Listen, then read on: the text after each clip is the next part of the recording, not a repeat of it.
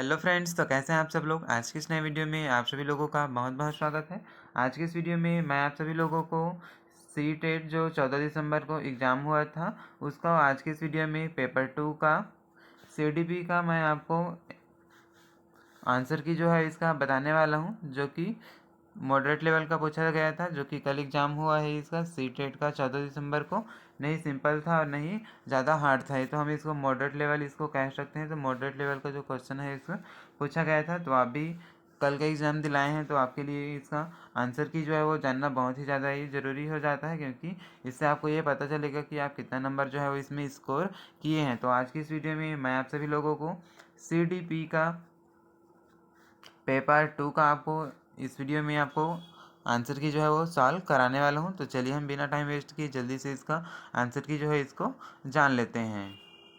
जिसमें से ये फर्स्ट क्वेश्चन जो है वो इसको पूछा गया था, एक समावेशी शिक्षक है ना, एक समावेशी कक्षा में शिक्षक जो है किस तरीके से बच्चों की हेल्प कर सकता है। तो इसका जो करेक्ट आंसर है मैं आपको उसको डायरेक्ट बता देता हूँ। तो इसका दूसरा आंसर जो है इसका राइट हो जाएगा। बच्चों की विभिन्न आवश्यकताओं के अनुरूप पाठ्यचर्या और शैक्षणिक रणनीतियों को संशोधित करता है। तो इस तरीके से ऑप्शन नंबर दूसरा जो है इसका राइट आंसर ये हो जाएगा। सेकेंड क्वेश्चन है, अधिगम के सार्वभौमिक अभिकल्प में क्या शामिल नहीं है। तो इसका जो राइट आंसर है ऑप्शन नंबर तीसरा जो है इसका करेक्ट आंसर हो जाएगा। ये शिक्षार्थियों के नामीकरण और वर्गीकरण के विभिन्न रूपों को लागू करना इस क्वेश्चन का राइट आंसर जो है वो हो जाएगा। इस वीडियो में मैं आपको सिर्फ आंसर जो है वो बताते जाता हूँ, क्वेश्चन पढ़ के आंसर को बताते जाऊँगा, क्योंकि वीडियो जो है वो बहुत ही लंबा हो जाएगा इसलिए। तो हमारा नेक्स्ट क्वेश्चन है, नई अवधारणाओं को पढ़ाने के लिए निम्नलिखित में से कौन सी प्रभावी रणनीति है। उदाहरण प्रस्तुत करना, गैर उदाहरण प्रस्तुत करना, या फिर इस तरीके से ऑप्शन जो है इसको दिया हुआ है। तो इसका जो राइट आंसर जो है वो ऑप्शन नंबर दूसरा जो है इसका करेक्ट आंसर हो जाएगा, यानी कि पहला, दूसरा और तीसरा जो है इसका करेक्ट आंसर हो जाएगा। उदाहरण प्रस्तुत करना, गैर उदाहरण प्रस्तुत करना और अवधारणाओं के बीच संबंध के बारे में सोच को बढ़ावा देना। तो इस तरीके से ऑप्शन नंबर दूसरा जो है इस क्वेश्चन का ये राइट आंसर ये हो जाएगा, क्योंकि बच्चों को हम कभी कभी उदाहरण देकर गैर बिना उदाहरण के और अवधारणाओं के बीच में हम सोच को बढ़ावा देकर है ना, अवधारणाओं के बीच में संबंधों के बारे में सोच को बढ़ावा देकर के हम प्रभावी रणनीति के साथ बच्चों को पढ़ा सकते हैं। इसलिए इसका जो राइट आंसर ऑप्शन नंबर दूसरा जो है इसका करेक्ट आंसर ये हो जाएगा।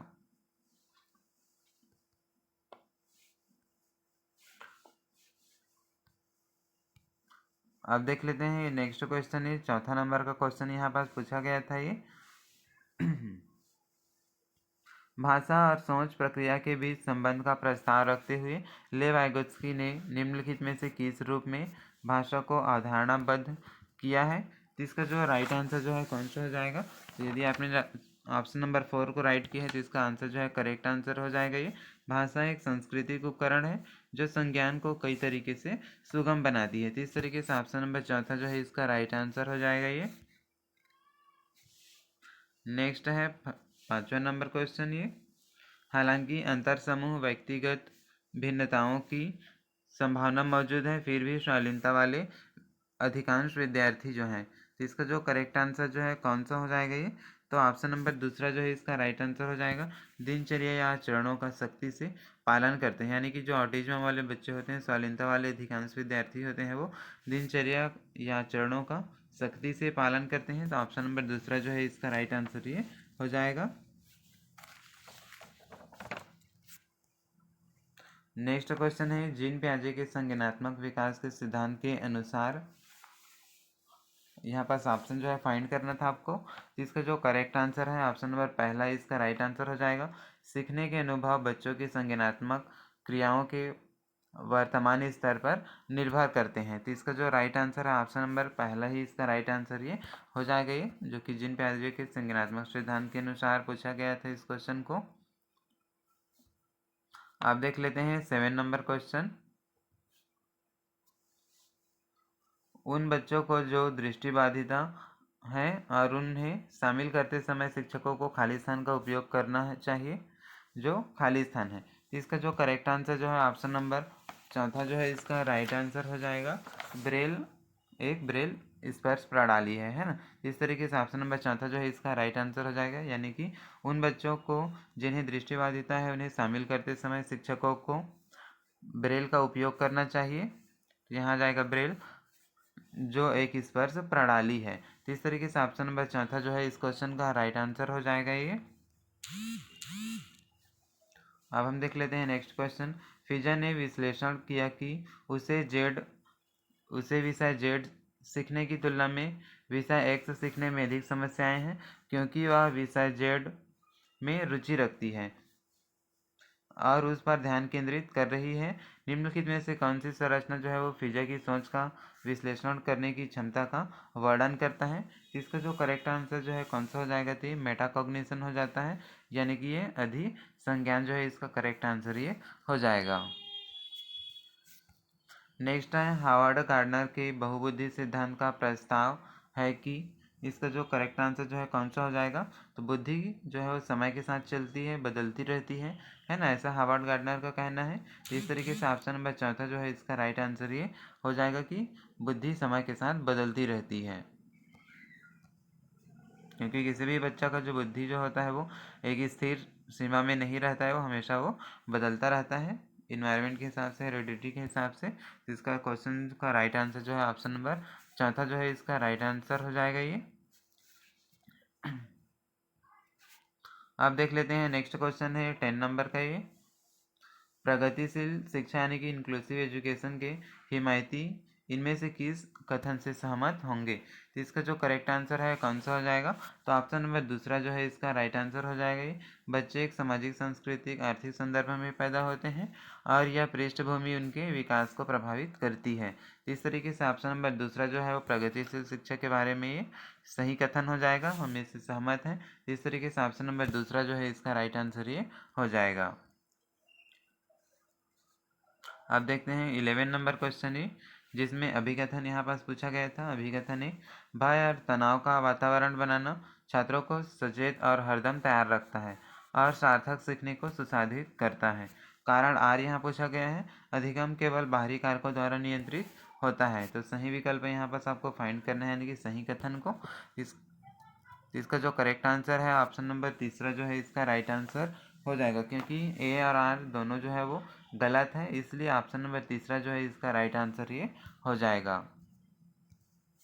तो इस तरीके से आपका क्वेश्चन जो है वो पूछा गया था कल के 14 दिसंबर के एग्ज़ाम में, पेपर 2 में। तो जिन्होंने पेपर 2 का एग्ज़ाम दिया है तो उसमें CDP में आपका कितना नंबर स्कोर हो रहा है, तो अपना उसको स्कोर कार्ड कमेंट करके इसको ज़रूर बताएं कि आपके 30 में से कितना क्वेश्चन जो है वो सही हो रहा है। नेक्स्ट है, निम्न में से कौन सा प्रदर्शन लक्ष्य अभिविन्यास का एक उदाहरण है। इसका करेक्ट आंसर जो है वो कौन सा हो जाएगा ये, तो इसका जो राइट आंसर है ये ऑप्शन नंबर पहला इसका राइट आंसर हो जाएगा। एक छात्र अच्छा ग्रेड पाने और दूसरों से बेहतर होने के लिए कड़ी मेहनत करता है ना। तो इस तरीके से इसका राइट आंसर जो है वो परफॉर्मेंस गोल ओरिएंटेशन वाले जो बच्चे होते हैं वो परफॉर्म करने के लिए ज़्यादा उत्सुक रहते हैं। तो इसलिए इसका ऑप्शन नंबर पहला जो है इसका राइट आंसर हो जाएगा, क्योंकि इसमें एक छात्र जो है वो ग्रेड पाने और दूसरों से अपने आप को बेहतर दिखाने के लिए क्या करता है, कड़ी मेहनत करता है। इस तरीके से ऑप्शन नंबर पहला जो है इसलिए इसका राइट आंसर ये हो जाएगा। नेक्स्ट क्वेश्चन है, निम्न में से कौन विद्यार्थियों में सीखने के लिए आकलन का एक उदाहरण है। तो इसका जो करेक्ट आंसर है कौन सा हो जाएगा ये, तो ऑप्शन नंबर पहला जो है इसका 13 क्वेश्चन का राइट आंसर ये हो जाएगा ये। निम्नलिखित में से कौन विद्यार्थियों में सीखने के लिए आकलन का एक उदाहरण है। तो इसका जो राइट आंसर ऑप्शन नंबर पहला हो जाएगा। पूर्व ज्ञान की जांच के लिए कक्षा की शुरुआत में एक प्रश्नोत्तरी और विचार मंथन करना है ना। तो इस तरीके से ऑप्शन नंबर पहला जो है इसका राइट आंसर ये हो जाएगा। अब हम जल्दी से देख लेते हैं नेक्स्ट क्वेश्चन ये, निम्नलिखित में से कौन सा कथन नैदानिक आकलन के उद्देश्य का उपयुक्त वर्णन करता है। तो नैदानिक आकलन बोले तो यहाँ पास डायग्नोस्टिक असेसमेंट के बारे में यहाँ पास से पूछा गया है। इस क्वेश्चन का जो राइट आंसर है वो ऑप्शन नंबर तीसरा हो जाएगा ये। उन क्षेत्रों की पहचान करना जहाँ विद्यार्थियों को अतिरिक्त सहायता या निर्देश की आवश्यकता हो सकती है। तो ऑप्शन नंबर तीसरा जो है इसका राइट आंसर हो जाएगा ये। नेक्स्ट है 15 नंबर क्वेश्चन ये, लेवाइगोत्स्की संज्ञानात्मक विकास को किस रूप में देखते हैं? तो लेव वाइगोत्स्की जी जो हैं संज्ञानात्मक विकास को कौन से रूप में देखते हैं, ये इसको आपको फाइंड करना था। इसका जो राइट आंसर हो जाएगा ये कोलैबोरेटिव प्रोसेस, यानी कि एक सहयोगात्मक प्रक्रिया के रूप में ये संज्ञानात्मक विकास को देखते हैं। इसलिए इसका जो राइट आंसर है ऑप्शन नंबर चौथा जो है इसका करेक्ट आंसर ये हो जाएगा। नेक्स्ट है 16 नंबर क्वेश्चन है ये, लेव वाइगोत्स्की के सिद्धांत के पालन करते हुए शिक्षक को क्या करना चाहिए? तो इसका जो करेक्ट आंसर जो है वो ऑप्शन नंबर तीसरा हो जाएगा, अपने विद्यार्थियों के साथ पारस्परिक अध्यापन का पालन करना चाहिए। क्योंकि लेव वाइगोत्स्की इस तरीके से यदि करेंगे तो लेव वाइगोत्स्की के सिद्धांत का पालन करते हुए शिक्षक जो है इस तरीके से कर सकता है, अपने शिक्षार्थियों विद्यार्थियों के साथ पारस्परिक अध्यापन का पालन करना चाहिए, है ना। तो ऑप्शन नंबर तीसरा जो है इसका करेक्ट आंसर हो जाएगा ये। आप देख लेते हैं नेक्स्ट है 17 नंबर का क्वेश्चन है ये, निम्न में से कौन सा एक ऐसे प्रश्न का उदाहरण है जो विवेचनात्मक सोच को बढ़ावा देता है? तो इसका जो करेक्ट आंसर है कौन सा हो जाएगा? तो ऑप्शन नंबर दूसरा जो है इसका राइट आंसर हो जाएगा ये, द्वितीय विश्व युद्ध के फैलने में किन कारकों का योगदान था? तो इससे क्या होता है कि बच्चा जो होता है एनालिटिकल थिंकिंग, यानी कि किन किन कारकों का, है ना, द्वितीय विश्व युद्ध के फैलने में किन किन कारकों का योगदान था, तो इसको बच्चा जो है क्या करेगा, इसमें सोचने में, इसको सोचने के लिए ज़्यादा उसको प्रोत्साहन मिलेगा, है ना। तो किन किन ऐसा कौन कौन सा कारक हो सकता है जो कि द्वितीय विश्व युद्ध के फैलने के कारक में योगदान इन्होंने दिया है, तो बच्चा को सोच का बढ़ावा मिलेगा ये, इसलिए इसका राइट आंसर जो है ऑप्शन नंबर दूसरा जो है वो करेक्ट आंसर ये हो जाएगा। नेक्स्ट क्वेश्चन है 18 नंबर का क्वेश्चन देख लेते हैं ये, जिसमें अभिकथन जो है वो इस तरीके से दिया हुआ है, अभिकथन और कारण आर वाला काफ़ी क्वेश्चन इसमें पूछा गया था। तो जिसमें से अभिकथन ए दिया है, 12 साल की अमाना हर बार डर जाती है जब शिक्षिका उसे ब्लैक बोर्ड पर गणित की समस्या का जवाब देने या हल करने के लिए कहती है, क्योंकि उसे डर है कि शिक्षिका उसे डांटेंगी और वह शर्मिंदा होगी। कारण आर दिया है इसका, जब छात्र असुरक्षित और चिंतित महसूस करते हैं तो उनकी शिक्षा पर प्रतिकूल प्रभाव पड़ता है। तो सही है ये, तो इसमें आपको सही जो कथन है उसको आपको फाइंड करना है। तो इसका जो करेक्ट आंसर है कौन सा हो जाएगा? ये 18 नंबर का क्वेश्चन है। तो 18 नंबर का क्वेश्चन जो है इसका करेक्ट आंसर जो है वो ऑप्शन नंबर चौथा जो है राइट आंसर हो जाएगा इसका। ए और आर दोनों सही है, और आर एक ही सही व्याख्या कर रहा है ना। तो इस तरीके से ऑप्शन नंबर चौथा जो है इसका करेक्ट आंसर ये हो जाएगा। अब हम यहाँ पास देख लेते हैं ये नेक्स्ट क्वेश्चन है, ये 19 नंबर का क्वेश्चन यहाँ पास,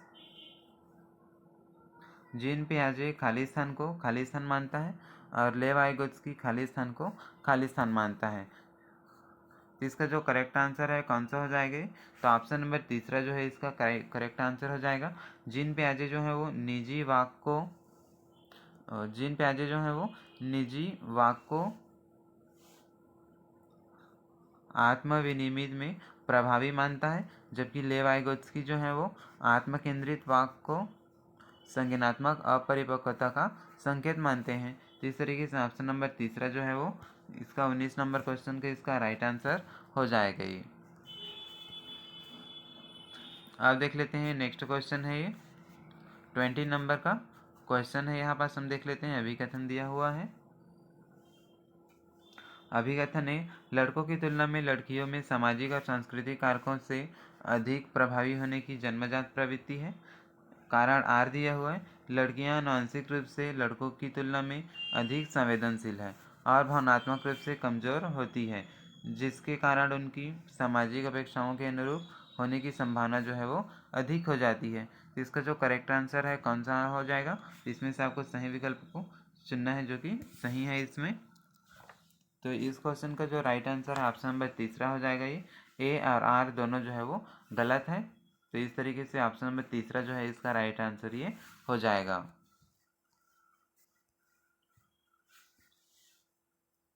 देख लेते हैं अब नेक्स्ट क्वेश्चन 21 नंबर का, 10 साल की काकुली गणित के एक कठिन सवाल से जूझ रही है, उसके समस्या समाधान कौशल को बढ़ाने के लिए उसकी शिक्षिका क्या कर सकती है? इसका जो करेक्ट आंसर है कौन सा हो जाएगा ये? तो ऑप्शन नंबर दूसरा जो है इसका राइट आंसर ये हो जाएगा।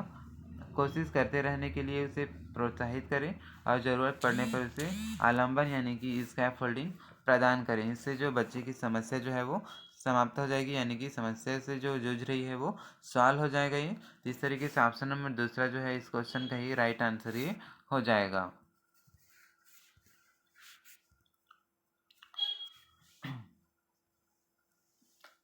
नेक्स्ट क्वेश्चन है वर्ग समावेशन का एक उदाहरण है। अभिकथन ए दिया हुआ है, लोकेश को एक कल्पना, दिल्ली को दूसरी संकल्पना, भारत के उप समूह के रूप में वर्गीकृत करने में परेशानी होती है।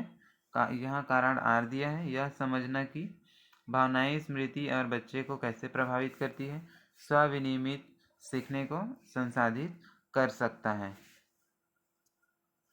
तो यहाँ पर सही विकल्प का आपको फाइंड करना है। इसका जो करेक्ट आंसर है वो कौन सा हो जाएगा ये? तो इसका जो राइट आंसर है ऑप्शन नंबर तीसरा जो है वो इसका राइट आंसर हो जाएगा। ए और आर दोनों गलत है, इसलिए ऑप्शन नंबर तीसरा जो है इसका राइट आंसर ये हो जाएगा। अभी तक इस वीडियो को लाइक नहीं किया तो इस वीडियो को लाइक ज़रूर कर दीजिए। साथ ही साथ इस चैनल पर पहले बार आए तो इस चैनल को सब्सक्राइब जरूर कर लीजिए। इसी तरीके का आपको सभी सब्जेक्ट का आंसर की जो है वो इस चैनल पर अपलोड कर दिया गया है।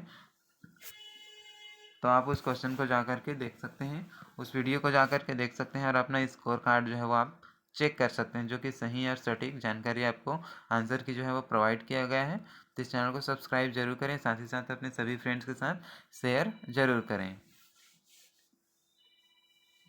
नेक्स्ट क्वेश्चन है, निम्नलिखित में से किस विधि में शिक्षक और विद्यार्थी अपनी भूमिका का विनिमय करते हैं? तो इसका जो करेक्ट आंसर है कौन सा हो जाएगा ये? तो ऑप्शन नंबर तीसरा है इसका राइट आंसर ये हो जाएगा, रेसिप्रोकल टीचिंग यानी कि पारस्परिक अध्ययन जो है इसका राइट आंसर ये हो जाएगा।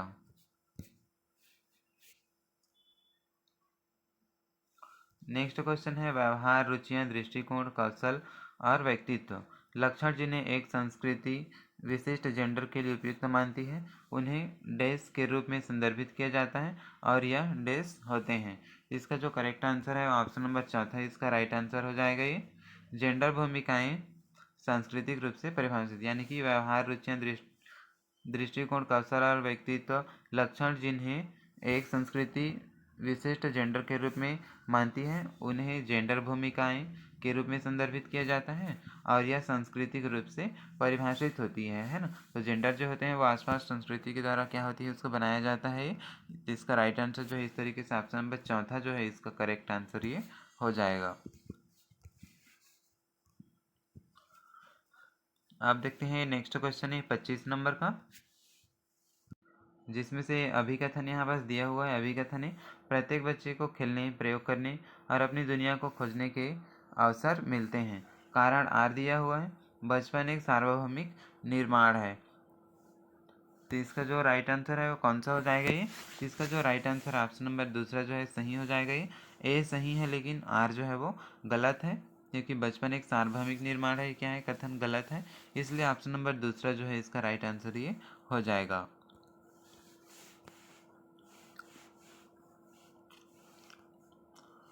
आप देखते हैं नेक्स्ट है 26 नंबर का क्वेश्चन। आप एक शिक्षक हैं जो अपने छात्रों को आलोचनात्मक और रचनात्मक रूप से सोचने के लिए प्रोत्साहित करना चाहते हैं। निम्नलिखित में से कौन सी रणनीति इस प्रकार के चिंतन को बढ़ावा देने की सबसे अधिक संभावना है? तो इसका जो करेक्ट आंसर जो है कौन सा हो जाएगा ये 26 नंबर का? तो ऑप्शन पहला जो है इसका राइट आंसर ये हो जाएगा। छात्रों को उनके अपने समाधान खोजने के लिए खुले सिर वाले प्रश्न प्रदान करना चाहिए, तो आप जिससे बच्चा जो होता है क्रिएटिव यानी कि क्रिटिकली या क्रिएटिविटी के साथ क्या रहता है उसको सोचने के लिए सक्षम बनाता है ना। तो उसको सोच को प्रभावित करता है, अच्छे तरीके से बच्चा सोच सकता है खुले सिर वाले प्रश्न से। इस तरीके से इसका जो करेक्ट आंसर है ऑप्शन नंबर पहला जो है इसका राइट आंसर ये हो जाएगा। नेक्स्ट क्वेश्चन देखते हैं 27 नंबर। अभिकथन यहाँ बस दिया हुआ है, एक समावेशी कक्षा में सभी पाठ्यचर्या अनुकूलन के शैक्षिक मानकों को विशेष बच्चों के लिए निम्न स्तर करने के लिए निर्देशित किया जाना चाहिए। कारण आर दिया है, विशेष बच्चों की मुख्यधारा की कक्षा में सीखने की कोई संभावना नहीं है। तो इसे सही का आपको फाइंड करना है। यानी कि सही विकल्प को आपको यहाँ से चुनना है। तो इसका जो करेक्ट आंसर है कौन सा हो जाएगा ये, तो ऑप्शन नंबर तीसरा जो है इसका राइट आंसर हो जाएगा। ये ए और आर दोनों गलत है ना। तो इस तरीके से ऑप्शन नंबर तीसरा जो है इसका राइट आंसर ये हो जाएगा। तो इस सही विकल्प में से इसका राइट आंसर ऑप्शन नंबर तीसरा हो जाएगा, ए और आर दोनों गलत है। नेक्स्ट है 28 नंबर क्वेश्चन। लॉरेंस कोहलबर्ग के सिद्धांत के बारे में निम्नलिखित में से कौन सा कथन जो है वो सही है। तो लॉरेंस कोहलबर्ग के सिद्धांत के बारे में सही कथन आपको यहाँ से फाइंड करना है।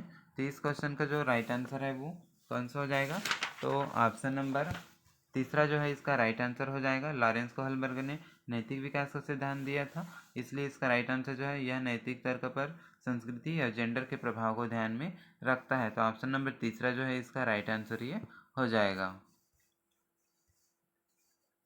नेक्स्ट क्वेश्चन देखते हैं, सेकंड लास्ट क्वेश्चन 29 नंबर का।